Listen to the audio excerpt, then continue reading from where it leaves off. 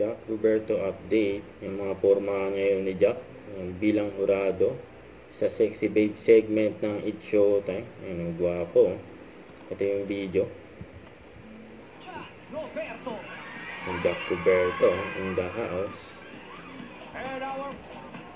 Jack, may tanong ako. Ayan, si Bella Padilla. Bakit ka binansagang pambansang abs ng Pilipinas? Kasi nga dati, Bakit dati? ang unang hirit, hanggang 24 oras, naka-topless ako. Yun. Ba't sa Showtime? At sa Showtime daw. Parang hindi namin nakita. Si Jackie, Bella, 3 layers eh. Kasi tumaan yung Pasko tsaka New Year. Pag January talaga, medyo mahirap eh.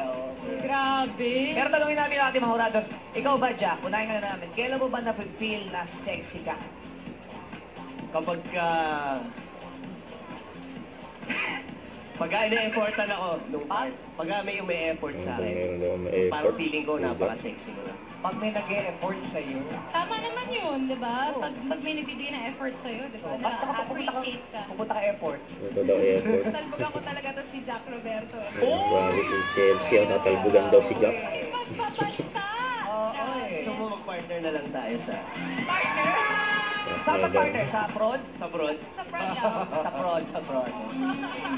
Abangan natin yan. Ito man ang komento mo, Hurado Jack! Hello, sexy babes! Hello, madam people! Jack Roberto! Ayun, Shane Joaquin. Gusto ko yung nag-sacrifice ka para sa pagtatrabaho mo, tama, no? Kasi iba yun eh. Parang lahat gagawin mo para sa pamilya mo. Gusto ko yung pagiging mapagmahal mo sa pamilya mo, sa nanay mo. And yung pagiging palangitin mo. Napapangiti rin ako. Ayun, no? Tsaka yung height, tangkad mo, and proportion.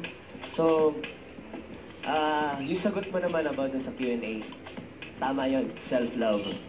Huwag mo intindihin yung mga sinasabi nila sa'yo. Di mo kailangan patunayan yung sarili mo sa iba. So, good job. Yung ganda ng comment. Maraming salamat, Hurado Jack. Don't forget to subscribe and click the notification bell for more update. This is Richard Reaction Vlog. Stay tuned for more update. See ya.